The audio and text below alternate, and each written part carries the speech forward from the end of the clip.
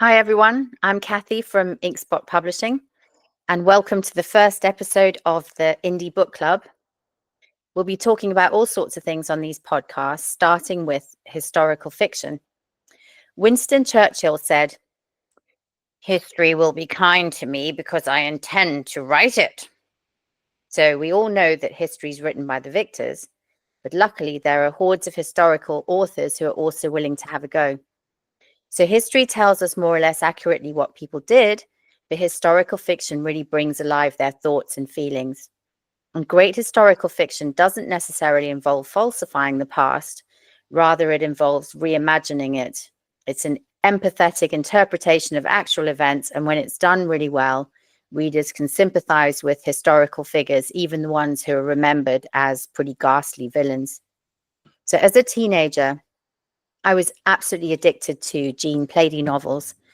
And the titles of her Medici trilogy, for example, tell you a lot about the way in which the principal character, Catherine de Medici, was perceived. So the titles are really pejorative. The first one is The Italian Woman, followed by Queen Jezebel and Madame Serpent. And Catherine was a very wily woman, supposedly a wicked, scheming poisoner blamed for the massacre of St. Bartholomew's Eve, which resulted in the deaths of thousands of Huguenots. But Plaidy, whose real name was Eleanor Hibbert, depicted a scene from Catherine's early life, which I've never forgotten. So as a child, under the tutelage of her Aunt Clarissa, she was instructed never to forget her dignity, never to show or complain of physical weakness, and to hide her true feelings, as this would make her vulnerable to her enemies. And she was brought up incredibly strictly with very little affection. So it's not surprising that her two little silky haired spaniels meant so much to her. She had these little dogs and she absolutely adored them. And as a punishment for losing her temper, her aunt fed one of the dogs a slow acting poison and forced the little girl to watch the dog die.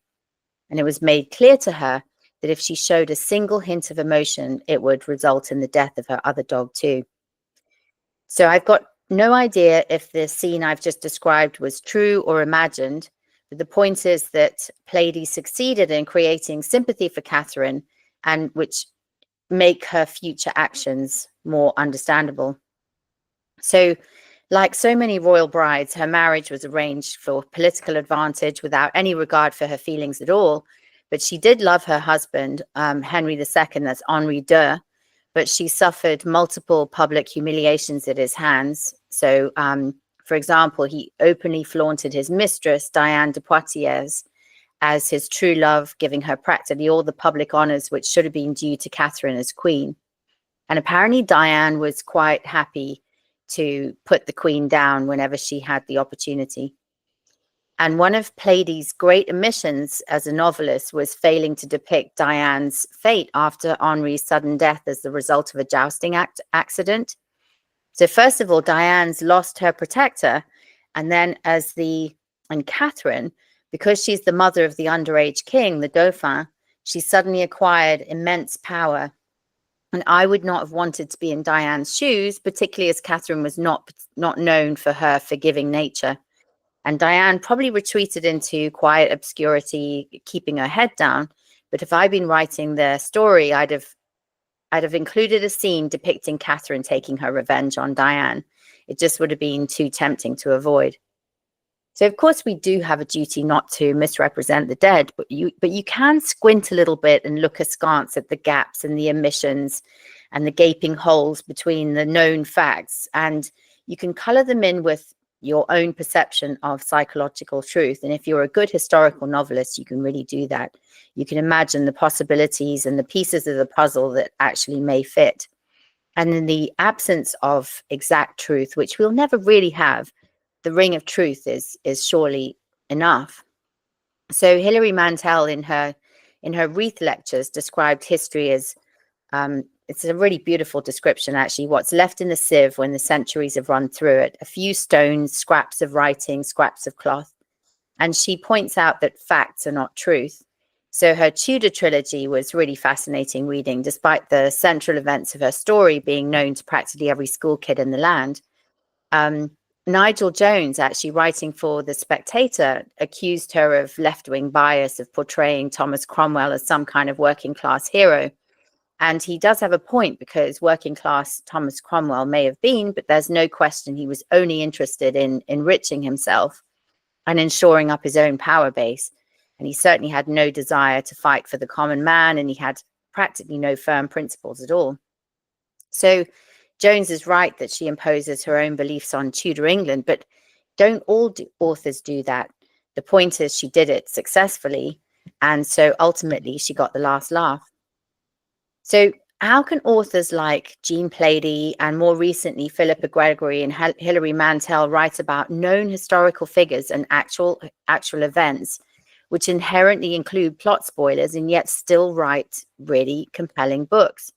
We all know what happened to Anne Boleyn and Catherine Howard, and everyone knows that Lady Jane Grey lost her head after being queen for a pitiful 9 days.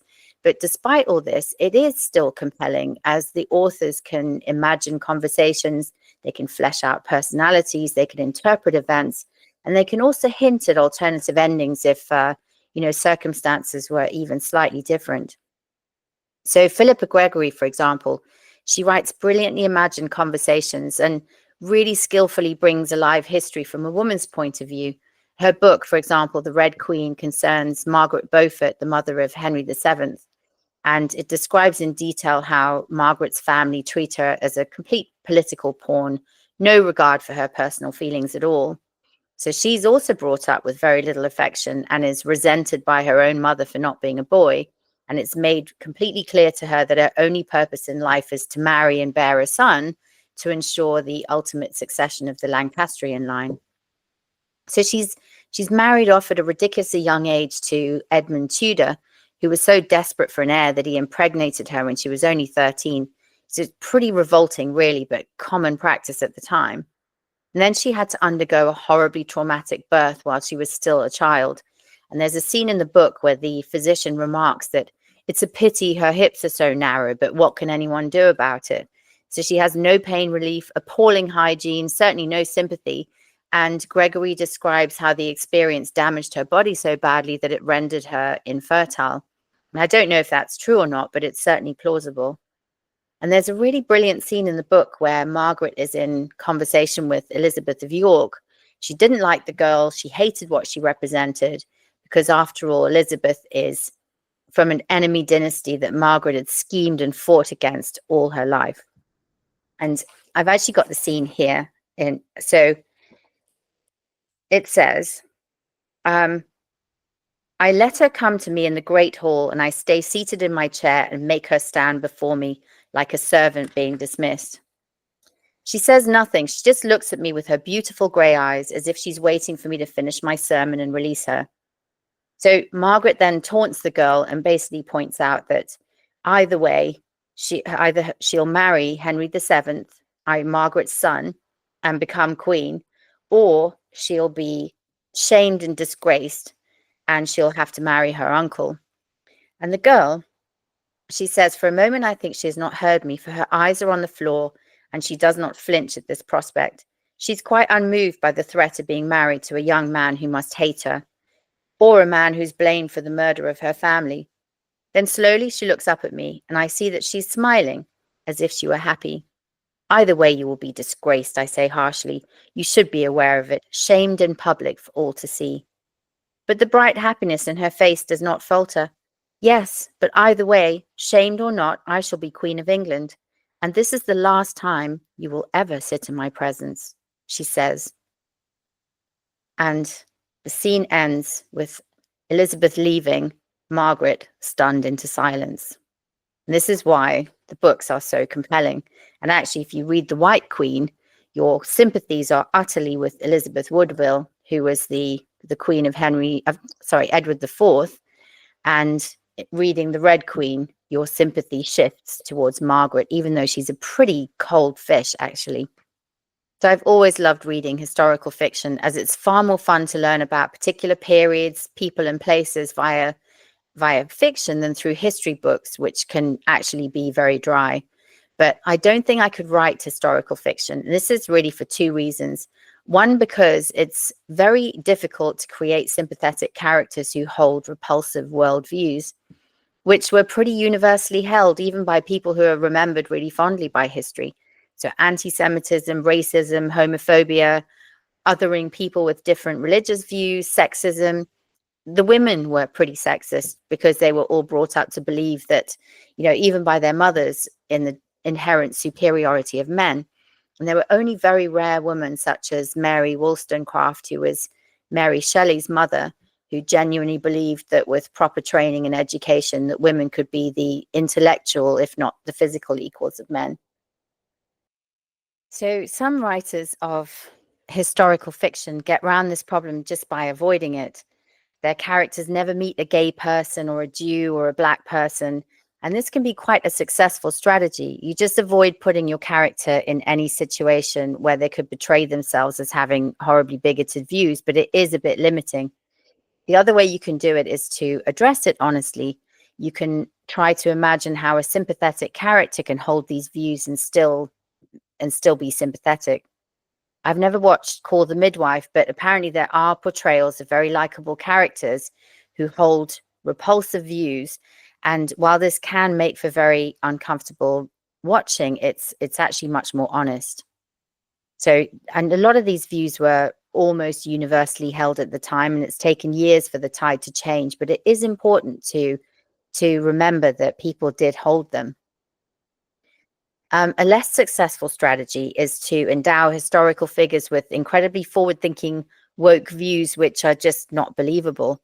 So a good example of this is Ken Follett's The Pillars of the Earth, which I've read in English and, at the risk of sounding horribly pretentious, in French too, Les Piliers de la Terre. The sequel is World Without End.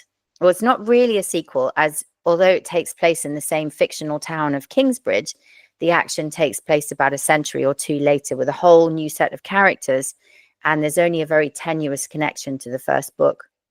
But in World Without End, the central character, Caris, accidentally walks in on two monks having sex, and one of them's a friend of hers, and he's guilty of two pretty flipping monumental sins. One, of course, of being gay, and two, of breaking his vows of celibacy. So he's guilty of a double whammy. And later, when she's alone with him, she laughs affectionately and tells him how funny he and his lover had looked. So effectively, she's portrayed as a medieval fag hag. And I just found it totally unbelievable. And don't get me wrong, I still really enjoyed the book, although I do think The Pillars of the Earth was by far the better book. And this one incident didn't spoil the book for me, but it did take me out of the fiction of the whole immersive experience of being in medieval England. Another form of historical fiction I love are alternative histories, and these can be incredibly thought-provoking. So a great example is Robert Harris's Fatherland, set in 1960s Berlin after Hitler's won the war. And his central character, Xavier March, is an officer in the criminal Polizei, and he uncovers a plot to eliminate Nazi officials who attended a 1942 conference where the final solution was planned. And the reason for this is so that the fate of the millions of Jews who were killed in the Holocaust will never be uncovered. And the official line is that they've all been relocated east. And the case is taken over by the Gestapo, but March, like all good heroes, has a dangerous desire to get at the truth. And in the process, he's denounced by his 10-year-old son, who's a very enthusiastic member of the Young Folk, which is obviously a representation of the original Hitler Youth. So the novel gives us a glimpse into the horror of an all-powerful, watchful, big brotherish state, an inability to criticize the established leadership, a society where citizens are encouraged to spy on their families, their friends and their neighbors, and where dissidents and anyone with an alternative lifestyle is just not tolerated.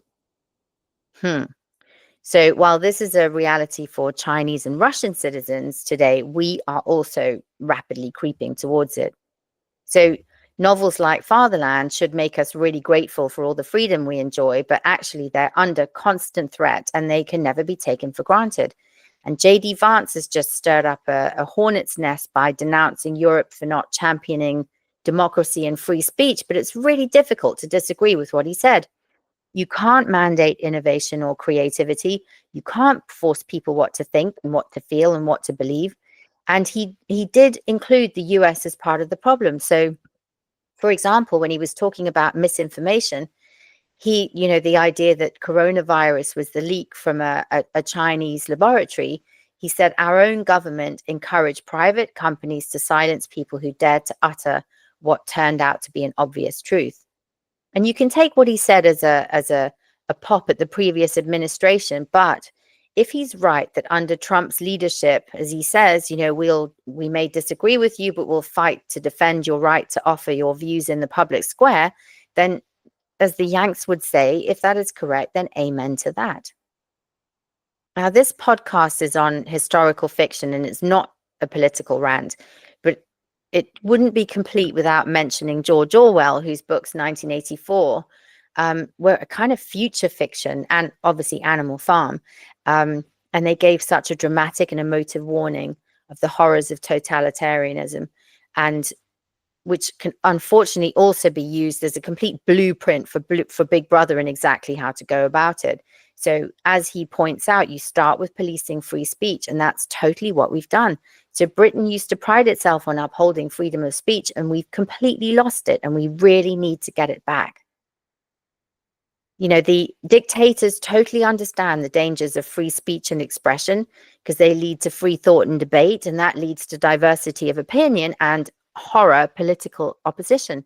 So free speech has to be crushed, and in a liberal democracy, the process of crushing starts with the policing of language, with cancelling people who don't agree with you.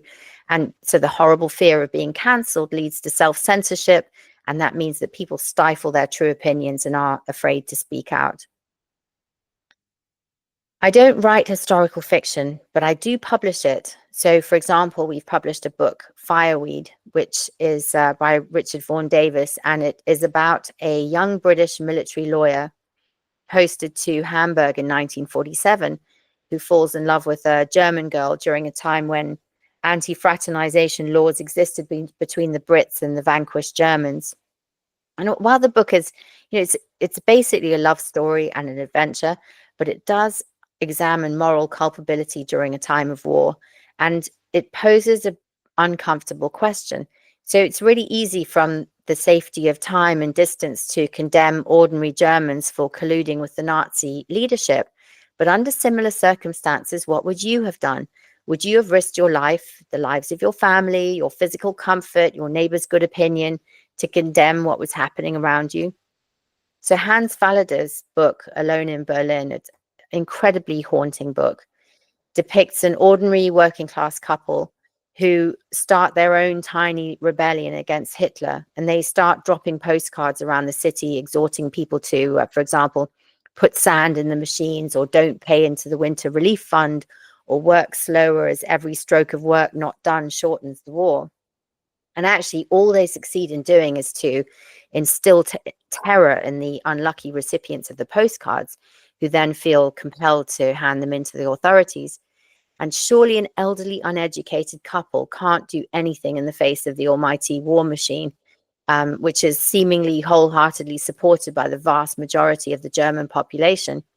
But actually, Fallada's book succeeds in conveying the idea that doing the right thing, even if it's tiny, even if it seems futile, is actually never futile. So another book we've published is Annie David's Paradise Undone, a novel of Jonestown, which takes a really good look at the ordinary people who followed Jim Jones, who was a complete megalomaniac, to the Guyanese jungle.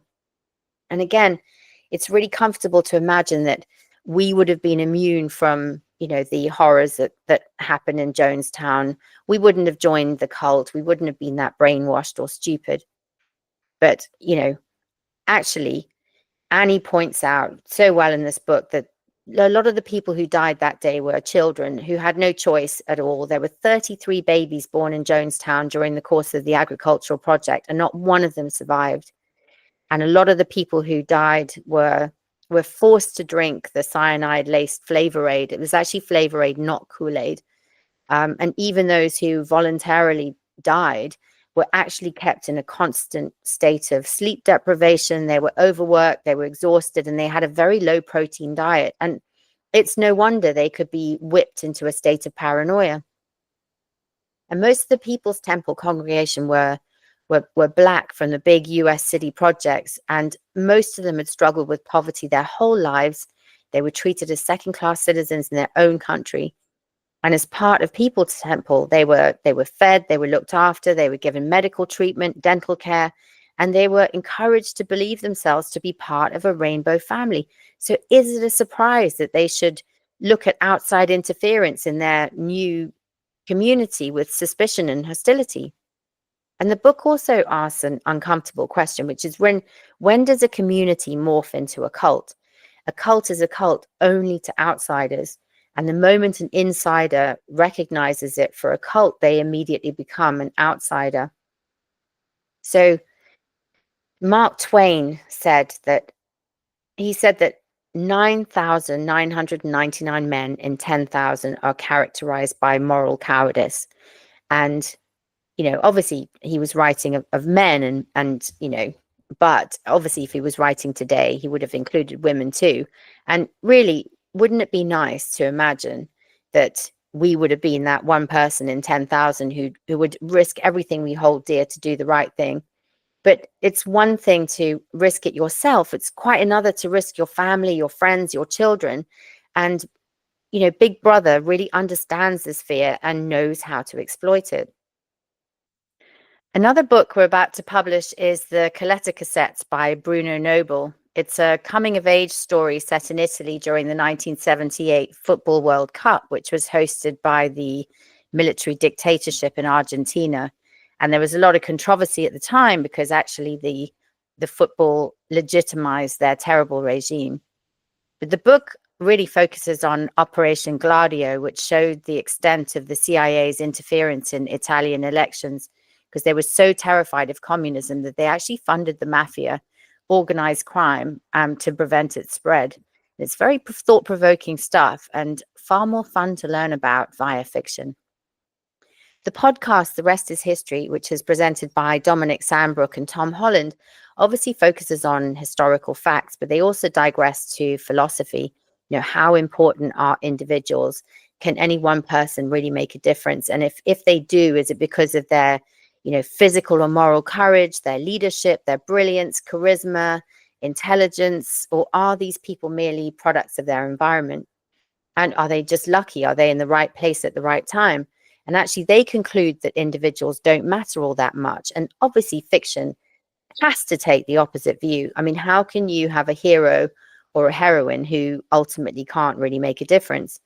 And actually, personally, I do think individuals can make a huge difference.